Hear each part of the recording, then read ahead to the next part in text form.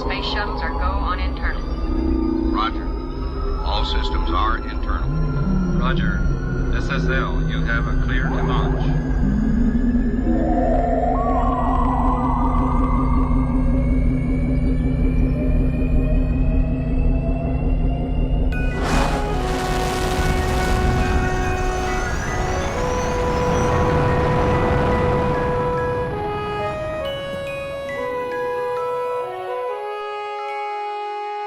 We've come so far, yet there's so very far to go.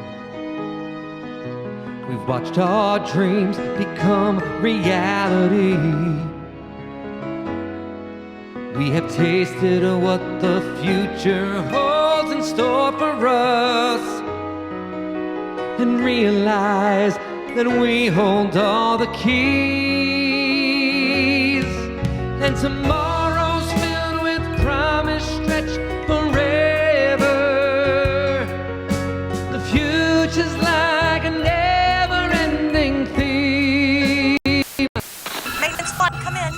Can you see the problem?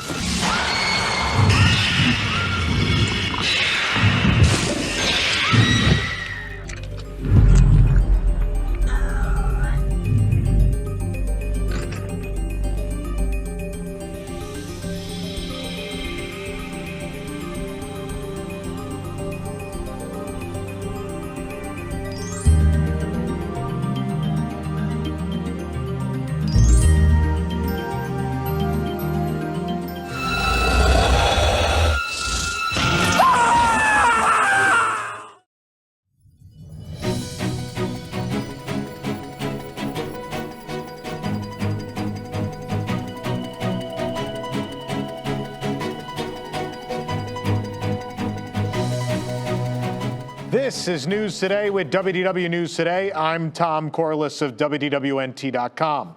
Please like this video, subscribe, and hit the notifications bell to make sure you never miss the latest from the Disney theme parks all around the world. But here now the news for January 6, 2025. Walt Disney World has announced the return of the Florida Resident Discover Disney ticket, which allows Florida locals to experience the resort at a more affordable cost. Available to purchase starting on January 7th, the ticket offers Florida residents 4 days to visit the Walt Disney World theme parks for just $60 per day plus tax, for a total of $240 plus tax. The ticket is available for visits from January 13th through May 23rd, with an advanced park reservation required. There's also a 3-day Florida resident Discover Disney ticket for $225 plus tax. That is $75 per day plus tax. Guests can use the ticket on non-consecutive days before it expires, and tickets are valid for 1 theme park per day, but can be upgraded to include the park hopper or water parks and sports options as well. More details will be available starting tomorrow, January 6th. Of course, you can go to WDWNT.com tomorrow for all of those details. The wildest ride in the wilderness will have to wait, as Big Thunder Mountain Railroad has officially closed for its over 1-year-long refurbishment at the Magic Kingdom. After taking its final lap around the mountain for a long while, we stopped on Monday, January 6th, to find that construction walls were already up, and at the attraction's entrance, construction walls with themed signage blocked the guests' entry into the queue, and walls were also present blocking the exit pathway where guests re-enter Frontierland after unloading from the attraction. The signs on the construction walls read, "Notice, Big Thunder Mountain Railroad closed until further notice," by order of Barnabas T. Bullion, founder and president of the Big Thunder Mining Company. Questions or concerns may be addressed to the interim foreman. You be patient. That's great. Disney confirmed the rumor that Big Thunder Mountain would be closed for a very long time back in October of 2024, revealing that the ride would not be available until 2026, when it will reopen with a little bit of new magic. Of course, this is also in conjunction with all of the work happening to reimagine Frontierland and expand the Magic Kingdom with its biggest expansion ever. As just next door, of course, very soon, we will lose the Liberty Square Riverboat and Tom Sawyer Island to make way for the Cars expansion of Frontierland. And then just beyond Big Thunder and beyond the Cars area will be the Villains Land at Magic Kingdom. And so all of this being done in a joint effort. If Big Thunder's got to be down for 12 to 16, 18 months, whatever it may be, it makes sense to also use that time to facilitate all the work that needs to be done on these 2 large new expansions of the park. A new Magic Kingdom Spirit jersey has debuted at Walt Disney World. We found it for sale in the Emporium. The Magic Kingdom Spirit jersey is $79.99. The front has the Walt Disney World D icon printed in puffy white ink on the left breast with established 1971 below it. The back of the Spirit jersey features the Magic Kingdom word mark with various attractions and characters depicted in each of the letters. You may remember over the years there has been a lot of merchandise with this art, but they have updated it. Several of the letters have changed, so it looks like the old art, but it's actually new. The M features the monorail riding past a castle with palm trees and fireworks. The A is the face of the orange bird, and the G is themed to the Mickey with a matching Mickey ear hat on top and his red shorts, and the lower half of the letter are the red shorts. The I showcases the clock face from It's a Small World, and the C has the train from Big Thunder Mountain Railroad. The word kingdom also has quite a bit of detail. The K depicts a Jungle Cruise boat with the ship's wheel at the center and a hippo in the waters below. The I features the crossed swords as a nod to Pirates of the Caribbean. The N represents Dumbo the Flying Elephant, while the G shows the eyes from the famous Haunted Mansion wallpaper with a small bat decal above. The D depicts Space Mountain with a rocket that looks suspiciously like the TWA Moonliner from Rocket to the Moon at Disneyland shooting up into space. The O features a water lily and greenery with music notes above, a nod to Tiana's Bayou Adventure. The M represents Grumpy to represent the Seven Dwarfs Mine Train. Over 4 months have passed since the waterfall effect found in the rainforest scene of Living with the Land was operational, but now the waterfall has been restored. Plus that heat effect has been returned to the desert scene. We last saw the rainforest waterfall working 6 months ago. You can see it in one of our videos from back then. Now water once again flows down from the rainfall to form a small underground flow on the right side. The additional stream of water running underneath the tree roots has also returned. Additionally, the warm air effect has been restored to the desert scene of the attraction. Previously, when guests transitioned from the rainforest to the desert, a vent placed in the tunnel would blow warmed air towards the guests. This effect has not been operational for several months, but it is now back.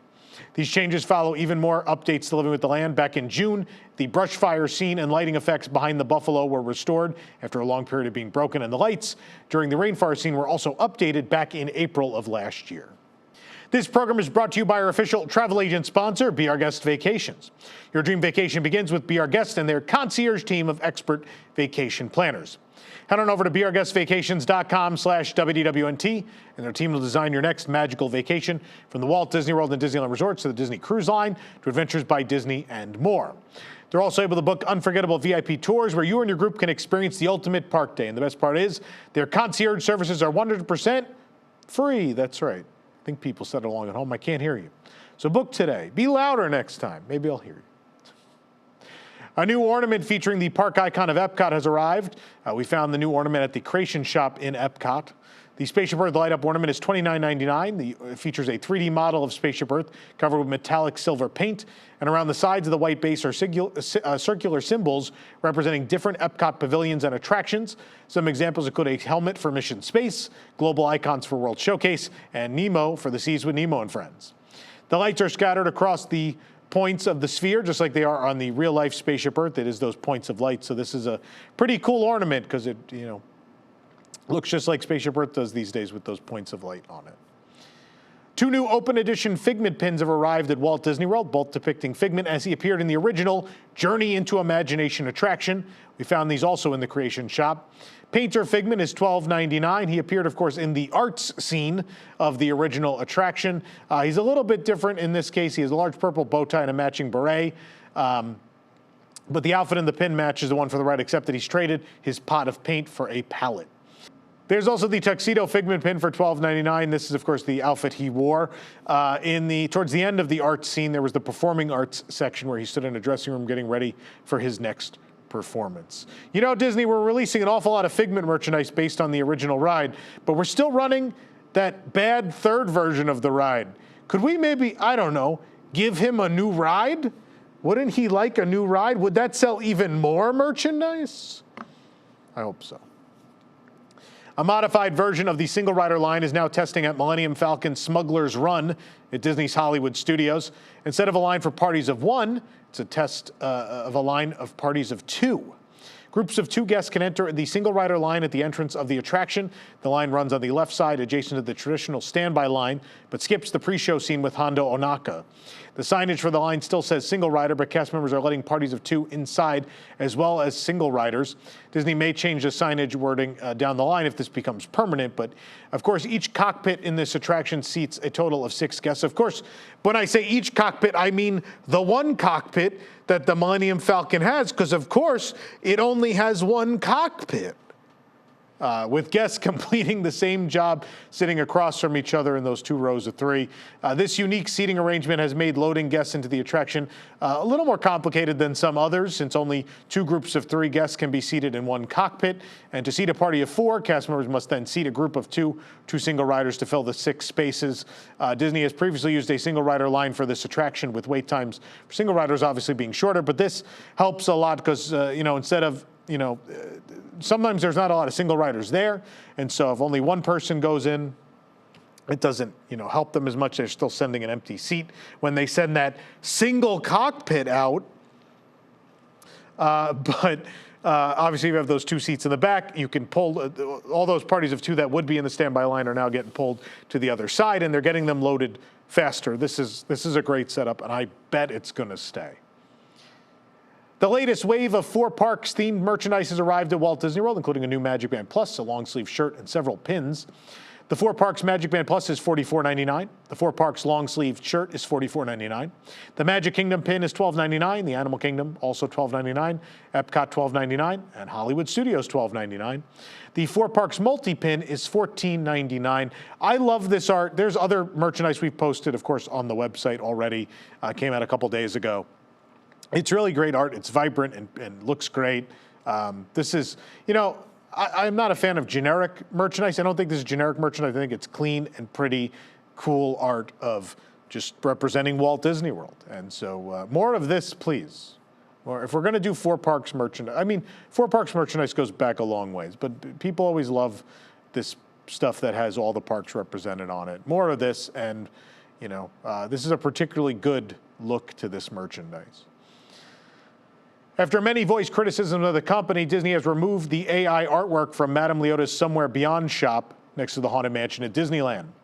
The gift shop opened back in late December of 2024 as part of the larger project of the reimagining of the Haunted Mansion, including those expanded queue and grounds in front. Eagle-eyed fans were quick to spot that one portrait, ostensibly of the bride, was a piece of art that was purchased from Redbubble, seemingly made by generative AI. Now, just a few weeks after opening, the portrait has been removed. At this time, nothing has replaced it. It's just a big empty space up there. The gift shop, of course, is designed as an old carriage house that once housed Madame Leota. The medium is seen inside the crystal ball on the attraction. It's decorated with a myriad of mystic props and eclectic furnishings as Madame Leota left her belongings behind. The shop sells Haunted Mansion and The Nightmare Before Christmas merchandise. I want to weigh in on this for a moment. I'm probably going to get yelled at for this, but I'm going to weigh in on it. Look, I have certainly ranted about a number of things on this show, many of which people thought were strange things to rant about. I think the picture shoved in the back of the store was a weird thing to yell about because people said, oh, this took work away from artists. So before the internet, before you could buy things online, in order to prop locations, Disney had to do one of 2 things. They would either fabricate props, or what they would do more often than not, actually, is go shopping for props. There were people who worked in prop acquisition at Walt Disney Imagineering. That was their job. And so what they would do is, oh, we have a store to fill, and it's themed to this. And they would go to yard sales and garage sales and flea markets and, knock on doors and all sorts of things to find props to go in these spots. Now, if they went and bought a piece of art at a garage sale or a yard sale, that wouldn't be supporting an artist either, right? That would be supporting someone at a garage sale. It's no different than paying someone on the internet. Someone's selling something and you're buying it from them. They did not make the item, maybe, but it's not really that different. This isn't a key prop. It was shoved in a back corner. It doesn't tell part of the story. And they did make original art, right? It's not like they didn't make any original art for this space. There is an original piece of bride art in the store that was made for this space. There are several props that were made for this space. In the end, it needed to look like an eclectic space, and you needed to fill that with a lot of propping. Now, we can all rant and rave about the AI-generated art piece they bought and threw in the back of the store. We're not yelling about all the other propping which they didn't make, right? Like, certainly they could have went to an artist and bought, you know, all sorts of propping. They could have went to a sculptor and bought a sculpt from them for a bust to put somewhere in the store. They could have done those things, but it's not necessary, right? I think people have lost sight of things. My problem always was when I saw them buying things sort of just off the internet that people could buy in mass. Thinking about certain locations. If we think about Trails End, the new Trails End at Fort Wilderness, my problem with the furnishings in Trails End are they don't look like they belong there. Now, if they had found a manufacturer who made tables that looked like they belonged at Fort Wilderness, even if that's something you could buy at home, I would have significantly less of a problem with that because it fits the theme and it helps tell the story. Right now look, I love the days when they used to custom make a majority of their furniture and things like that. I miss that dearly. I think it's cool when they do. Sometimes they still do. But more often than not, they don't these days. And I only have a problem with it when they buy things that look generic and they look like they don't belong. And a lot of the propping and things they furnished Trails End with just don't look like they belong there. They modernized Fort Wilderness, which it's not supposed to be a modern resort. You're not, the story is not that, oh, I'm you know, I'm in a modern glamping facility. That's not the story of Fort Wilderness. So that's the problem there. In this case, you are trying to tell a story in this space, and once you decide, all right, we're going to make this crystal ball thing that lights up and has this swirling effect, we're going to have someone work on this piece of bride art, we're going to have someone do this thing and that thing, and then it becomes, all right, well, that's all the stuff we're going to make that's custom, otherwise I need, you know, people in props, I need you to go either make or find a number of items to fill the rest of this space. That's the job. Now, getting angry about this AI art is no different than if you went into Guardians of the Galaxy Mission Breakout, or even, I dare say, Tower of Terror at Hollywood Studios, and we're like, oh man, they didn't make all these books from scratch. This piece of art hanging on the wall, they didn't make this piece of art. They just went and bought this from somewhere. It's not different. Yeah, like AI made the art, but at the same time, like the artist didn't benefit from that either way. So I don't see the difference. Sometimes you just have to prop a space. I don't think every inch of every attraction has to be covered in original art, and when it's not necessary. It's not always necessary, right? We're about to see the end of Restaurantosaurus. People love Restaurantosaurus. Now, in defense of Restaurantosaurus, Joe Rohde did a number of paintings that are in there, which are great original pieces. That's wonderful. We love original art. Surrounding that original art is a bunch of stuff they just found. It's stuff they found. And so that's part of propping. Like, propping a space is finding things that match. And see, you never had a problem with the theming in Restaurantosaurus, but because, I don't know, we just decided that this piece of bride art in the back corner needed to be a problem. I think people have been overly dramatic about this entire shop. I really feel that way. I agree with the scale problems. The other thing everyone keeps yelling about is how it's clean on the outside. Walt Disney put them in a hole when he told them, I want the outside of the Haunted Mansion at Disneyland to be clean. We'll take care of the outside, let the ghosts take care of the inside. That decision decided for all eternity that the Haunted Mansion at Disneyland must have a well-kept exterior. So the fact that they built a building that has a well-kept exterior is in keeping with Walt Disney's wishes. We're mad that it's not run down. The house isn't run down. Even though the house is abandoned, it's not beat up on the outside. So why would the horse barn be beat up on the outside? That doesn't make sense. Look, the scale thing, I totally agree with. I totally agree it's too big. But, you know, sometimes Walt Disney Imagineering is, they're simply the messenger, right? Sometimes the park says, we would like you to build a store with this many square feet, and they had to figure it out. And they figured it out. Do I think it's the worst thing ever? No. I think it works really well as a transition into Bayou country. It indicates that we've left, New Orleans proper, and we're going past the carriage house, and we're going out into the country. And I think they did the Bayou country update. I love the sign, and I think they did a nice job out that way.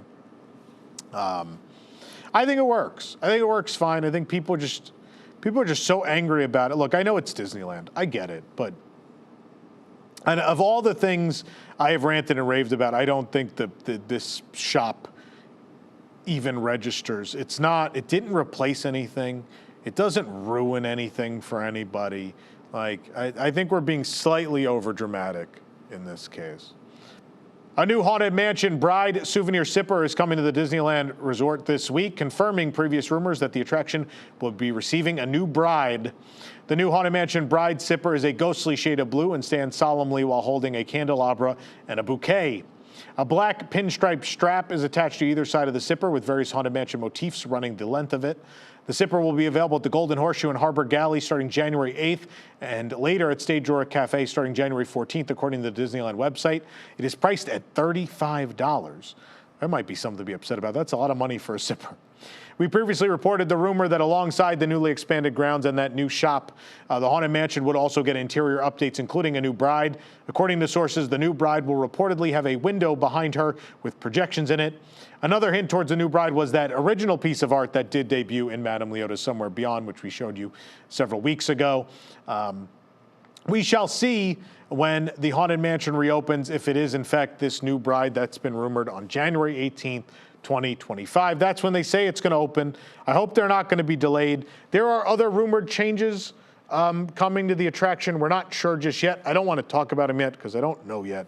And I feel like, look, there is a rumored change. I know everyone wants to be angry about the shop, and people are going to come in the comments and say, Tom's on the media list. He loves everything. There is a potential change to the stretching room coming that I will be on the front line with everyone.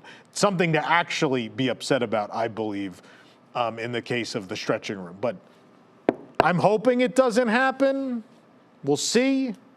But if it does, don't worry, I will be as angry as everyone else is about that shop, but about something that I think actually matters. The new Parkside Market, a group of culinary concepts by Levy Restaurants, has now opened in the downtown Disney district at Disneyland Resort. It's currently in a soft opening phase, which means hours may be inconsistent and some offerings may not be available all the time. The exterior of the building has mid-century style windows with blocks of color between the clear panes. The windows wrap around the corner of the building and head towards the market's two entrances. The entrance is very similar, but slightly different from the concept art that was released previously. Outside the main building, guests can visit the Sip and Sonder outdoor window. Guests enter and place their order on the right side, which has a bright yellow order sign in the top right corner. And rounding the corner on the left side, guests will find the order pickup window. Another smaller sign advertising the other three concepts is placed on the nearby wall. Once inside the market, guests have ample indoor seating at white tables, and the ceiling is mostly white with indented green circles. Additionally, tables run along the windows with teal and yellow seat cushions, and each table has a designated black square in the center for placing table trackers. Some cacti are planted in the rock garden below the stairs. And while each ordering counter has its own digital menu, guests can pick up a plastic menu listing the options for all the kitchens. One side of the menu has all three options available on the first floor, which includes an indoor ordering area for Sip and Sonder. The back side features the menu for the fourth kitchen, Vista Parkside Market, which is located on the second floor. The full menus with prices are available on our website. The interior ordering counter for Sip and Sonder is much smaller, with the kitchen area extending outward to the window we saw on the exterior. The menu at Sip and Sonder focuses on their specialty coffees, though teas and some kids' items are also available. The left side of the Soul Sister, to the left of the Soul Sister ordering area is the section for Gigi's Chicken Shop. Both the walls and ceiling are covered in emerald green, and the cast members taking orders are wearing green aprons. Gigi's Chicken has a wide menu, including chicken sandwiches, salads, chicken strips, and sides. The Soul Sister section specializes in customizable bowls. The back wall has yellow and black striped tiles in a circular shape, and the kitchen's logo is placed on both corner walls. Behind the serving glass, guests can see some of the many options available to be placed in each bowl. The menu shows the signature bowls and some grab-and-go options on the left. Drinks and kids menu options are on the right. The final of the 4 concepts, the Vista Parkside Market, is located on the 2nd floor of the building. Stairs with a round Vista sign run against the colored exterior window. The building also has an elevator taking guests upstairs. A bright mural is on the nearby corner wall showing retro-style drinks and pointing guests to take in our vista upstairs. Once guests arrive on the 2nd floor, there's a large white bar with teal counters and matching teal bar stools. And the bar has a brightly painted ceiling mural in shades of teal, pink, white, and yellow. Some additional seating is found in the area around the bar, including curved booths underneath a wall of TVs and a circular table under a large teal archway. The upper floor has additional outdoor patio seating as well. The patio offers some excellent views of the downtown Disney district. The counter seating area near the balcony is also lined with charging stations for most mobile devices. I think this looks great. I love that all this thought went into the redevelopment of this area. Disneyland Hotel leaning into its mid-century modern aesthetic, and now the Pixar Place Hotel also leans into that aesthetic, and sandwiched between those two is Downtown Disney, which begins in, again, that mid-century modern look. I think it's a really nice transition. It works really well, and I think it looks good. It's not, my problems with Disney Springs, some sections are Uber-themed, and some sections are not. I'm looking at you, Town Center. I think they've done a much better job so far of making Downtown Disney in Anaheim a coherent experience where it's located, and I appreciate that. The new Disney Wonderful World of Sweets store in the Downtown Disney district is now a step closer to being completed. The construction walls surrounding the shop have been removed, providing us with a much closer look at the new store. The confectionery has plenty of tall windows for letting in natural light, and decals of sprinkles cover the top panes. The columns near the door are colored pink, blue, and yellow using a tie-dye effect. The new sign looks very similar to what we saw in the concept art. Yellow stickers with a similar shape to the official sign have been posted on all the doors, and they say that the Wonderful World of Sweets is unwrapping soon. First announced back in August of 2024, Disney Wonderful World of Sweets is a confectionery store that replaces the previous Marceline's Confectionery. Guests will be able to purchase a variety of candy, sweets, and treats, including popular items like churro toffee, caramel apples, sour balls, lollipops, packaged confections, and freshly made Werther's Original Caramel Popcorn. Disney has also stated the store will have an exhibition kitchen viewable from both inside and out, where guests may watch new treats being created. The Disney Wonderful World of Sweets is scheduled to open sometime this winter, but no exact opening date has been announced as of yet.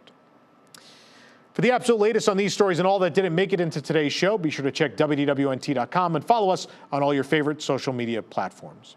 Real quick, I want to plug, we have started releasing our vlog series with my maiden voyage on the Disney Treasure. That is not going to be released on this channel. That is over on the WDWNT TV channel.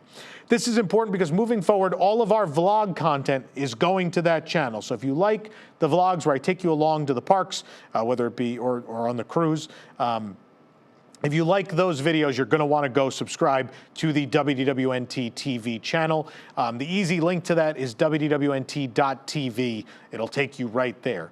Also coming up there will be, I have a vlog with my first ever experience at Disney's Hilton Head, and as well that Hong Kong series, which we've been holding on to since last summer because I haven't had time to put those out. Sometime early this year will be released again on the WDWNT TV channel. So go over there. Vlog number 1 is out. Day 1 of the Disney Treasure Maiden Voyage is there for you to watch and enjoy. And all the subsequent days will be coming in the days ahead. So stay tuned for all of that. And thank you for your support of our vlog content. There is a lot more to come in 2025. We will be more regularly providing that sort of content to you. You can support the entire team behind this show and others by joining the WDWNT Interglobe Society at patreon.com/WDWNT. Get access to exclusive content, discounted show and event tickets, and more. Special shout out to all our WIGS members watching who make this show happen every week. For the worldwide leader in Disney Parks news, this is Tom Corliss saying, enjoy the rest of your today and have a great, big, beautiful tomorrow.